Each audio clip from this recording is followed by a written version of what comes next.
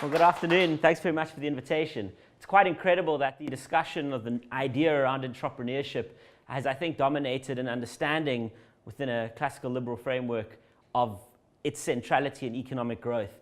But that was not the case. And recently we see a situation where entrepreneurship, as was alluded to in Russell's talk, is actually something people are pretty open about committing to and supporting. But what do we mean by entrepreneurship, I think, is the first question. And secondly, what are the actual institutional settings within which entrepreneurship happens? And the interesting point for me, and the title of the talk being Non-Negotiable Principles for Policy on Entrepreneurship, is that almost everyone today claims a support or an allegiance for building up entrepreneurship and supporting the entrepreneur. It seems to be one of those things like apple pie that nobody says that they're against.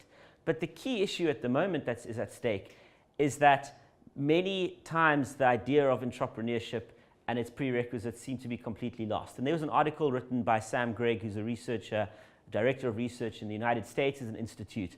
And he wrote a piece, Entrepreneurship is Not Enough. And he looked at the rise of entrepreneurship in certain countries and how very often, even within academic textbooks and the rise of entrepreneurship models in business schools, the institutional setting is completely missed.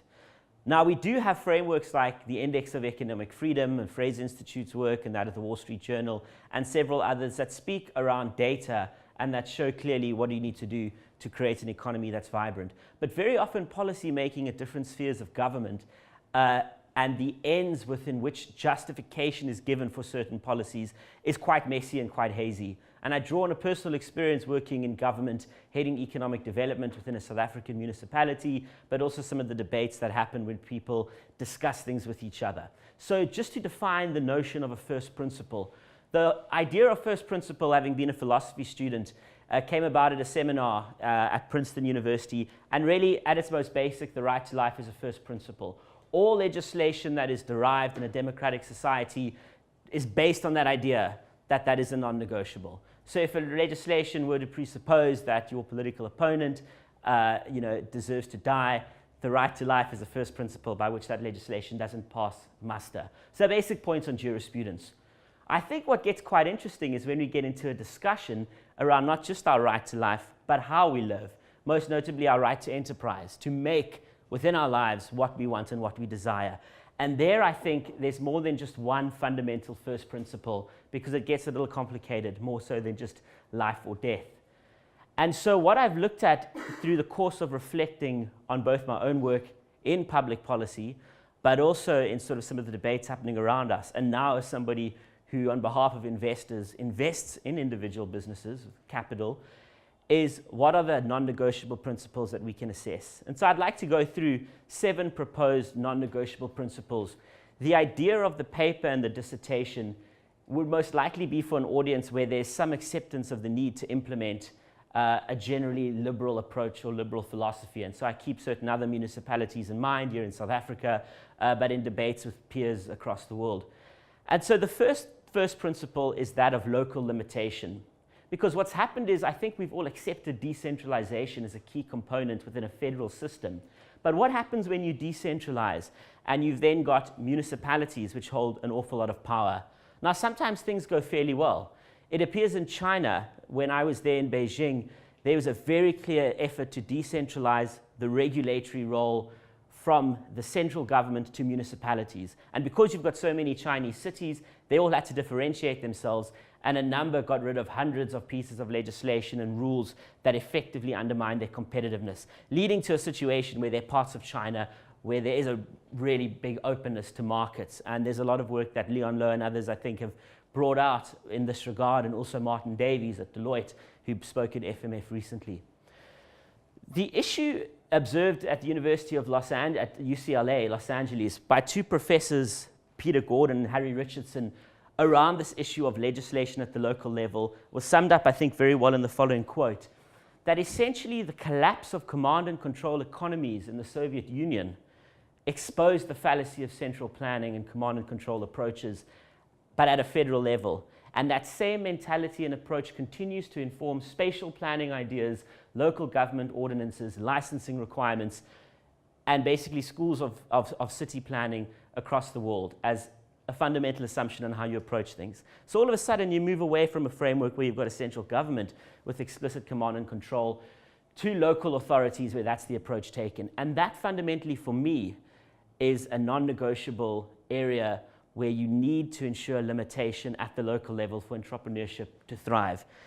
And if you look at some examples in places, it's right here at home, I was quite fascinated to see the overhaul of 320 plus old pieces of legislation in the city of Cape Town off a very simple basis when the new spatial development policy was approached.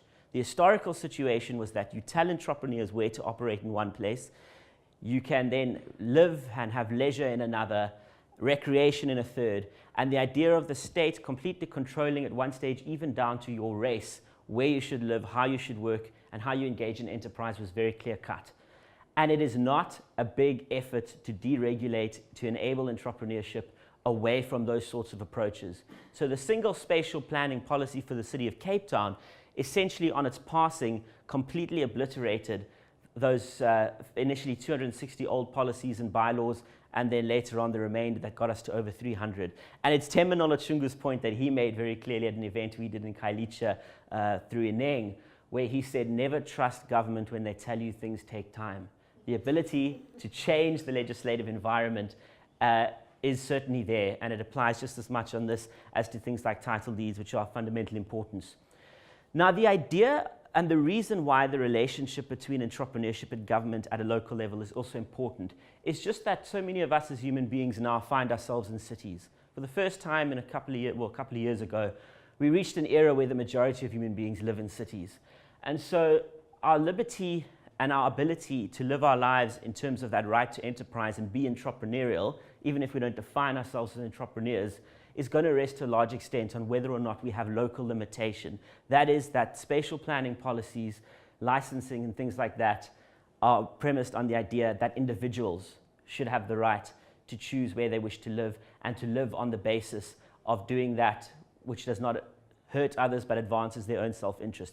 And a quick example, in situations where you wish to run a business from home, you apply to the government for a license and you apply for your right to engage in enterprise. My belief based on this first principle is you should have the automatic right to run a business or an enterprise from home, subject to not affecting other people, in which case where there is a problem or challenge, you then apply for the requisite license or permission. For a long time, and particularly across South Africa, it's been the other way around. And informality has essentially locked a lot of people into needing to run businesses where they don't have those opportunities to actually be properly regularized and have the right zoning schemes and the like in place. So that would be the principle of local limitation. The second principle that I'd like to look at is one where I think in this room we all have wide acceptance, that of profit. But for many people, if you propose public policy and you say, well, it doesn't matter, we're pro-entrepreneurship, but let's say it's social entrepreneurship, so it doesn't matter if this is conducive to profit or not, that's a massive fundamental flaw.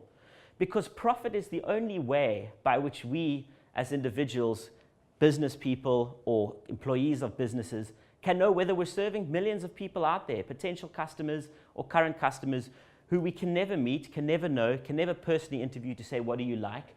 But the price mechanism and profit, that excess value, is that best indicator to know whether indeed we are, through commerce, serving real and tangible needs out there.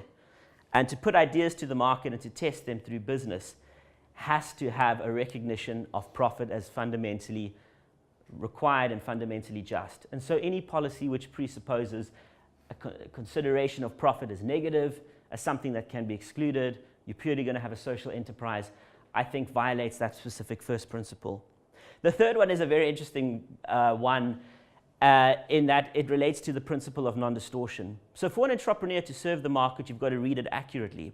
But what happens through a host of government regulations and the like is you have these profound distortions that enter into the market. And so the question of whether a policy is just or not within this framework of entrepreneurship relates to, does it distort the market and to what extent? Now, there can be a huge debate around the Federal Reserve, and you can go right to that level. How does that relate to the principle of enabling entrepreneurship? But the other first principle relates to the way governments choose to engage and undertake specific duties. And so on this particular point, there's a distinction made between outer market interventions, and that dreaded word interventions used, and intra-market interventions. And an outer market intervention would be something like a particular voucher that enables you from outside the market to receive something that enables you to get in and participate in the market. And that's discussed in relation to healthcare and education and a host of things. Intra-market interventions, and those where the government seeks to become the business person and seeks to do so much of what was alluded to in the previous lecture. And so the distinction between those, in terms of the principle of non-distortion, is made quite clearly. So when it comes to healthcare, a question is raised, does this policy respect entrepreneurship by allowing people to access a social safety net and choose their healthcare provider, an outer market approach, or does the government seek to become a part of the market and distort the price signals and all that is necessary for the entrepreneur to serve within a market-based economy? The fourth one is voluntary association. And I think if you look at societies where you do have a large degree of the free market and free enterprise, but you still have quite questionable practices around human rights and civic rights, this one relates to the right to form business associations, the ability to have freedom of speech, to discuss, to be expressive. And why it's important is that some research has suggested that societies that are more open when it comes to issues of social rights, social liberties, civic rights, are more creative, have the cutting edge, and tend to be more entrepreneurial than societies where that is suppressed. And that can relate down, if you look at psychology, and I was in a very interesting session yesterday, to just the right to marry, the right to the support to enter into the family that you choose, and things like that. And so that one of voluntary association does a given policy really enable entrepreneurship by respecting that component, which relates not so much to the business side, but to the ability to generate ideas, generate support structures, and so forth. The fifth principle relating to free exchange is, I think, one we all accept. And the examples from China, Nicholas's experience there, my experience there, is an incredible openness to that. And I think in South Africa, there's deep questions that are raised by the government towards free exchange. And I think that's something that needs to be accepted. You cannot be pro-entrepreneurship, but you have this basic tenet is not accepted, the ability to access other markets and derive goods and services into your market that you look for. The sixth is the principle of uncertainty. And that may sound bizarre, but it's not uncertainty of institutions or rules or laws. It's uncertainty of outcomes. I remember when we proposed an open data policy in the city of Cape Town, which is to say that data and information that's been collected over all these years should be put on a public platform, accessible by the public. The first objection I received was, but what are the goals? What are the outcomes? How do we know the end result? And my simple answer, it doesn't matter. The principle of uncertainty means that you as government and as regulator do not seek to predispose this particular outcome. Because of course in entrepreneurship, there is no E on a graph where you can say, here we go, the E represents the innovations we expect to see 2 years from now, 5 years from now, the next Facebook. These things are only evident after the fact. And unless your policy accepts uncertainty of an outcome, I think you really run into the risk of unintended consequences in a very, very big way. And seventh is the principle of entrepreneurial virtue. Now, virtue is a very old-fashioned term, and the debate is still out as to whether it's the necessarily right term to use, but it's a matter of rhetoric, I think, in some ways. But it's the affirmation that entrepreneurship is not a necessary evil that we have to begrudgingly accept in order for markets to function, but that entrepreneurs are heroic people. And I want to paraphrase Temba, and forgive me if I get it wrong, but I remember a meeting in Langa where it was said something to this effect. Entrepreneurs are the new struggle heroes. People previously fought and were heroes for taking on the excesses and the injustice of a system. But who's going to make freedom meaningful? Entrepreneurs are the new heroes. People who put themselves, their time, their reputation, their homes, if they've got them, their cars on the line in creation of something where there's no guarantee of success. And I'm amazed to see that now being in venture capital, the entrepreneurs that you come across and just incredible amounts of work they've done, taking risks that very, very few people, sometimes no more than 5%, in a given society are willing to stomach. But Israel Kirzner says that that's the driver of economic growth. And he was a Nobel Prize nominee. The year it went to Thomas Piketty, but I do hope his turn comes again, because it's a fantastic body of work on the role of the entrepreneur.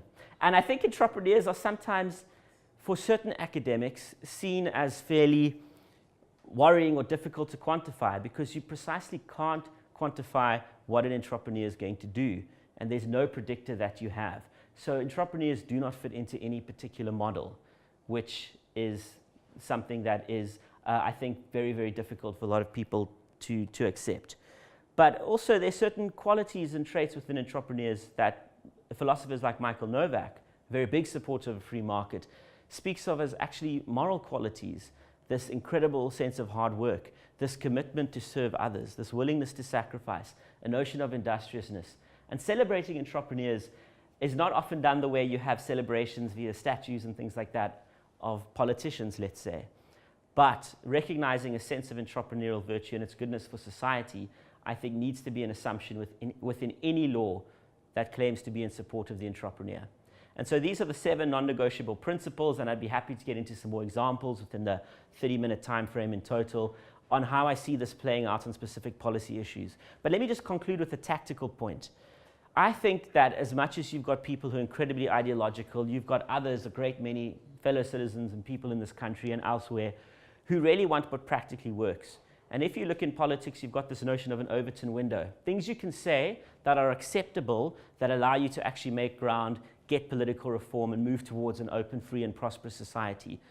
And there are a lot of things, when you get down to what enables entrepreneurship, that I believe you can say within that window that people are open to, which are not as well received if you simply get up and say, I oppose the National Health Insurance Plan for all, or I simply oppose this particular measure. I think there's a much broader conversation that you can get into and a much greater degree of success with potential policymakers. And that is why I propose a particular framework of these 7 non-negotiable principles to test whether a policy is pro-entrepreneurship or not. And beyond that, not just entrepreneurship, but is conducive to economic growth on the fundamental basis that the entrepreneur and entrepreneurialism is ultimately the driver of economic growth within a free economy. Thank you. So, questions? I'm just going to be over here doing some technical stuff. Just ignore me.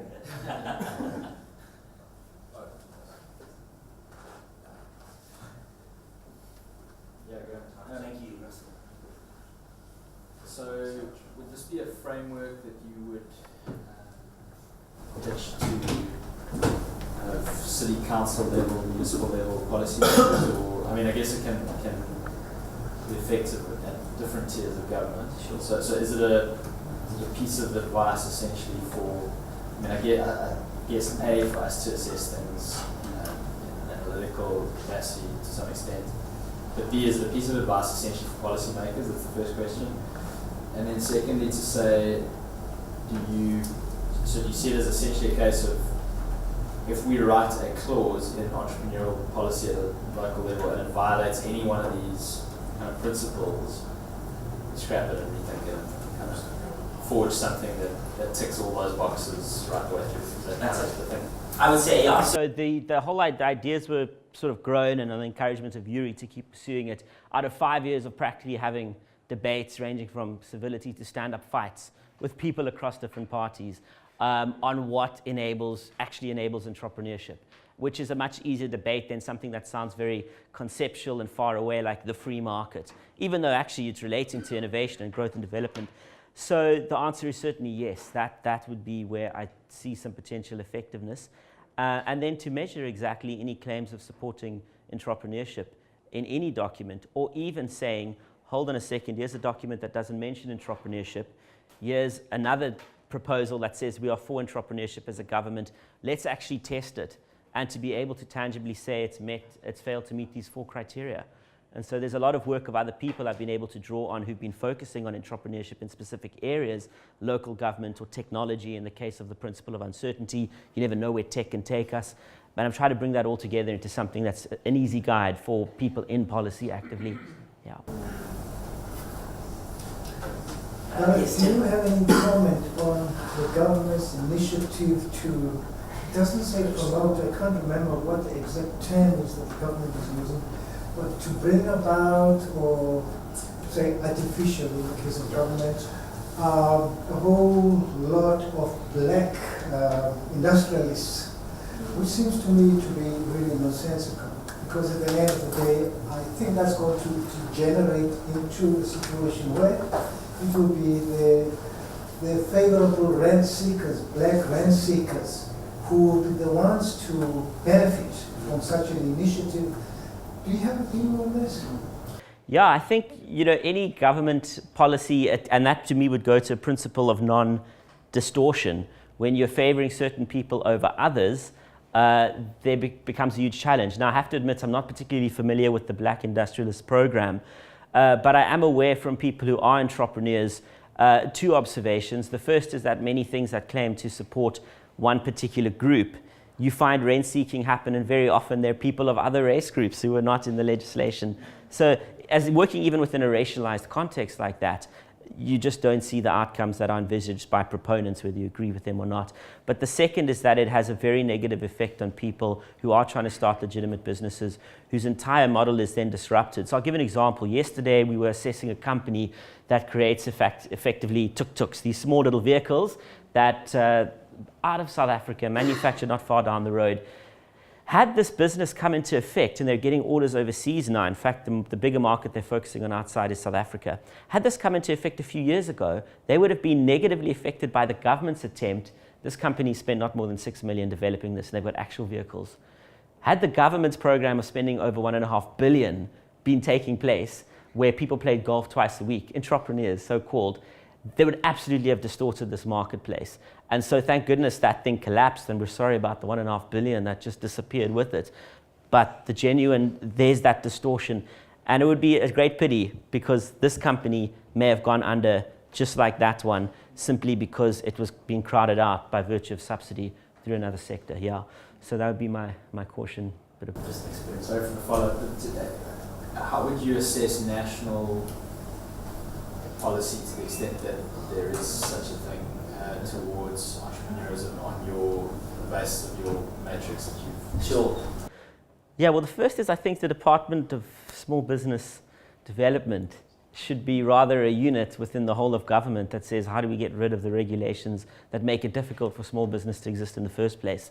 The notion of creating more government departments to solve problems caused by government in the first instance obviously makes zero sense. And so I think the idea that if you're seen to be doing something as the government, therefore you are doing something, that notion that people are operating within is a very worrying one.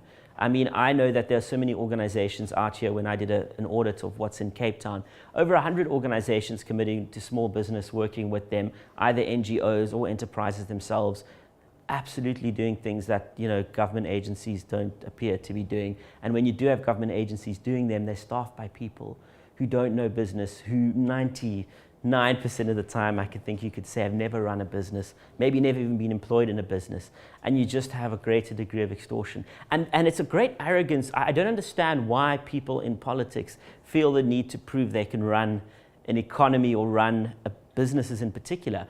I'm very happy that as a politician I had no idea how to be a doctor, or now as someone who works in entrepreneurship, I don't feel the need to prove myself and try take on things that I'm not qualified to do. It's perfectly virtuous and moral to focus on doing what you're good at and do the best job you can. But I think that goes to a certain notion of arrogance that comes with power, and this belief that you can move chess pieces to create some ideal outcome, or any outcome, because you like to have an experiment, as we heard earlier. And that's dangerous. Yeah, I think that's dangerous. Nancy. And to follow up on what Tim was saying, I would always be suspicious of a government that puts race and business in the same sentence, because who cares what color of a person who's running an industry?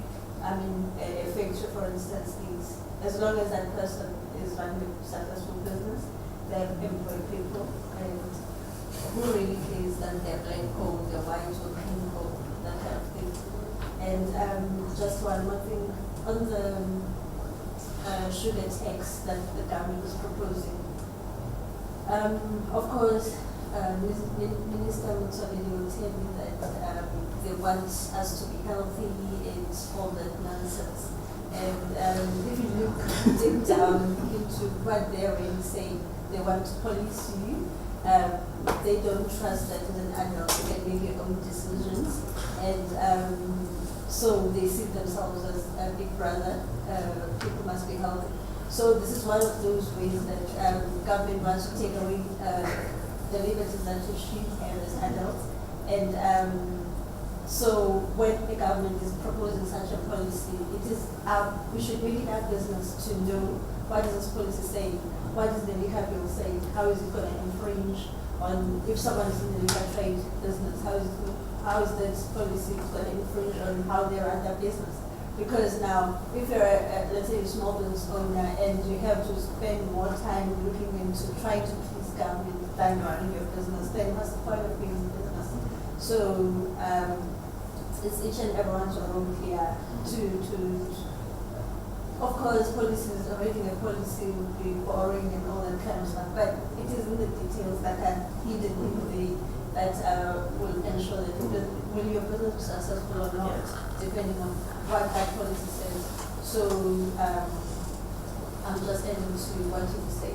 Yeah, no, and that's a great segue into the fact that Unati is spokesperson for INENG, Independent Entrepreneurship Group, which takes these seemingly complicated policies, which actually, when you come to the ground, they're common sense solutions, and workshops with entrepreneurs in townships to say what is the effect. And there's a hugely powerful voice that entrepreneurs have when they do stand up, just as a tactical point, because who can say they're against the entrepreneur? You can be against many things. You can be against venture capitalists and other politicians.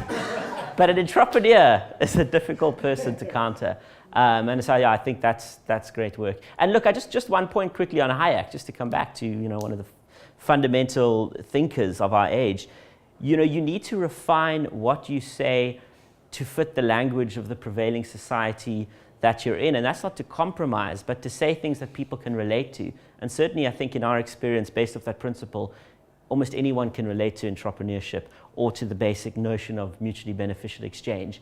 And so we shouldn't, we do our best to avoid the ivory tower and speaking in just high and complex terms, and even making this too complicated. Maybe there's an easier way. This is a framework to test whether something works or not. That's really what we're seeking to talk about. Yuri. Yes, I think just I want to add a little bit that the flagship, I think, in entrepreneurship and in promoting entrepreneurship is not the United States. It is Estonia. Estonia, if you know that, they have the Estonia, the e-government, and also e-residency. This is an amazing thing that all of you can apply for and immediately get Estonian resident card. And you can then bank online, you can open your company online, you can do whatever you like to do. Wow. Yeah, just look at estonia.gov.ee. And they have already tens of thousands of companies which are registered in the Republic of Estonia. So you can, from Cape Town, you can manage a company which has an access to the European market because Estonia is part of the European Union. So it's from all points of view, it's very, very interesting. And also I think Pete, he is right now, this project, I think, of the government-proof businesses, that you can be independent from government. This is kind of like two of them to have, for example, your own currency, have a Bitcoin or you have something else, and then you are completely independent of locality, independent of old tsars, federal, and little dictators on the municipal level. But no, yeah. So this I think is it's a very great presentation, and I think that definitely we would benefit if you can present it in, say, in Auburn for Mises Institute. We have some wonderful entrepreneurial studies there, like Peter Klein, for example, or Randall Holcomb, and I think we would be happy to help you with your dissertation. Fantastic. Thank you very much. Thank you. And yes, I think 2 more questions if that's my time. How much do you think we could actually rely on any government in 2019 to cut regulations? Because we hear a lot, one of the concerns of mine is watching that certain elements of the DA, who would obviously be the leading partner of any coalition, happen like that, slide ever so slightly more and more to the social left. I'm being generous. And when you contrast that sort of regulatory environment with, say, the United States, for example, which is also, after 8 years of Obama, quite a web of new bureaucracies and regulations and legislations that have come in, to the point that one of the the promises that Trump ran on was for every new regulation we created was /2. And so far, at least that's one thing that his administration has actually blown all that out of the water with keeping their targets. Do you think that's something that we could replicate in South Africa, especially considering, I know there's a different type of political system, but we have, for a long time, we've had a very, very pro-market rhetoric that has seemed to have been dwindling down a little bit as well. So the interesting thing for me is that the rhetoric and the policy, or the stated policies and what happens in South Africa are often very different. I mean, I'll talk about the city of Cape Town and as a segue to the national picture. Who would have thought that the city of Cape Town, where there was a coalition with a party that once described, or a merger with a party once describing itself as social democratic in some quarters, would yield such a huge advancement of property rights, huge in terms of title deeds, significant regulatory repeal. It didn't seem on paper to make sense, but the fascinating thing in South Africa is that with politicians there's a responsiveness, and I think this holds true around the world, to whatever works, let's do it. And so, Temba, I think you pointed out that on title deeds, for example, it's often social democrats who've done more than free marketeers in the actual implementation of lobbying government, because many people in government don't necessarily have a coherent ideology. I'm a very weird person to be thinking about this in government. That's certainly what it felt like, because who really cares? We just need to figure out what's going to happen. So I think that it all depends on who is playing an advisory role and what the popular calls are from people who are seen to be representing that kind of South Africa that is growing, that is inclusive, that buys into a forward-looking vision. So I think, for example, the regulatory repeal that I did became the benchmark of Workers' Day for the Democratic Alliance. It became the national signature issue, a focus on how to create more workers. So I think it's all about people within those parties, and I really encourage people, you might not like political parties, but they're never going to be perfect. But if you are keen on activism and you have a view to get involved in one, do it. Even if you're just on a committee, you can influence the policy space very significantly. And that holds true to some disastrous potential national policies where sometimes 15-20% of a bill is modified at a parliamentary portfolio committee level, and we just haven't seen it. We've just got a less bad bill, but actually those changes have been made. And so I don't have a definite answer. I think there's a dearth of coherent policy thinking across much of South African politics, and that is an opportunity for people, most definitely, to get involved. But I think I don't know. I genuinely don't know. That's the other answer. Yeah. Thank you. One last engagement. Your framework that you're speaking of seems to be aimed at ensuring development of entrepreneurs in existing markets. I'm wondering about new opening markets, particularly in this case, what seems to be the inevitability of cannabis as a substance to be legally grown and used. It comes as no surprise that most people that are in the actual cannabis businesses are small business entrepreneurs. Could these principles be applied to furthering policy with what I hope is the inevitable legislation of the time?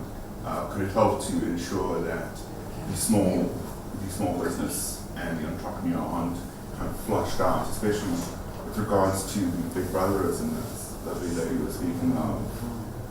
It's something that they've had a big problem in Washington and Colorado, that they have tried, more open market approaches. Sure. I mean, I would say that could apply within the notion of non-distortion, that if you're seeking to do something that's not affecting somebody else, when you seek to outlaw that, you entirely distort the kind of opportunity that you're speaking about from a small business or commercial perspective. And so I think if you're asking, could the framework be an enabler for reforms on that issue, I would say on that point, just initially it strikes me that it could. Yeah. The other notion of local limitation, you could ask the question of, you see individual states or individual municipalities having the power. Should they even have the power in the first instance to legislate in certain things? I think then becomes the other question as well. The notion of decentralization, and the best way to do is just to federalize. you only are transferring power to another level.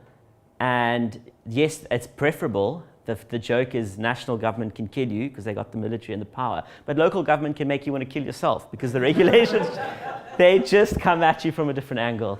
So I would just add that caution to that as well. Yeah.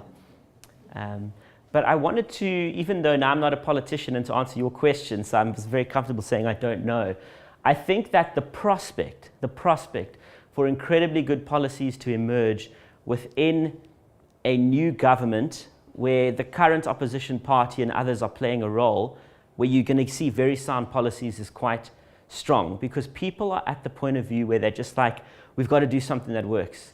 We've got to grow the economy. And Frans Cronje speaks about, even within the ANC, people saying, hold on, we're at the point where even if there's corruption, you can only steal what's been created by someone else. So you've got to create something at least. So without a coherent moral framework, there's a push. There's a push towards that, which I think could happen. But I think some of the knee-jerk ideas that you hear, which I call knee-jerk, which sound populist, very often don't make their way into any sort of policy document. And I will refer to a recent wealth tax.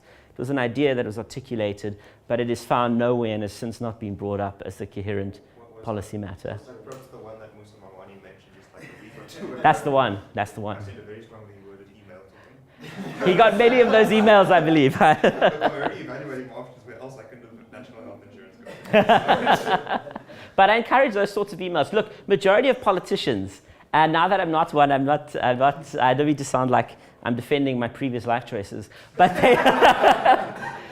they're not 100% clear or interested in policy matters. I didn't actually ever intend to be a city councillor. That's a separate story as to how that happened.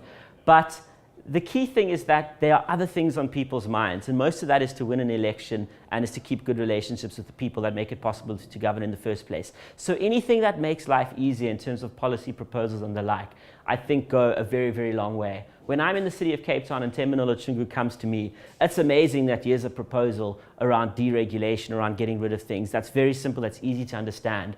Because when you're getting calls and you've got constituents and there are 30,000 people who said they voted for you and you didn't come to their braai, I mean, you get weird stuff. It's what people expect government to do for them. I kid you not, I've been asked to baptize people's children because the priest was away, and I'm not qualified. Or maybe I am, I don't know. So politicians, what's on you are those sets of pressures, and whether you like politicians or not, the opportunity lies in making life easier, not because you're doing a favor necessarily, but because you're saying, here we go. New administrations in the US Congress, and I believe it was the case with Ronald Reagan, think tanks and groups of people who meet like this, and one of those think tanks apparently started with 7 people, of which one was a dog and the other 6 were actually policy people, started creating and writing laws for an opportunity when a government amenable to market-oriented policies would come into power. And I think Yuri may know more of that, being familiar with the United States, but it's definitely on record. So that's where the gap is. I mean, you can be disillusioned, not calling on a kumbaya and a love of politicians, but there's a gap in that I think is very, very strong. And I think in South Africa, the ability to successfully lobby to get reforms on policy, if you do it right, is much bigger than in many, many other parts of the world, because we don't have a huge swath of lobbyists the way you see in other places. To get to legislators is much easier, believe it or not, if you know the right channels and if you're strategic. I mean, and that's what a lot of people are who've been working on this for decades. Thank you very much. I think my time's out. Thank you, Nicholas.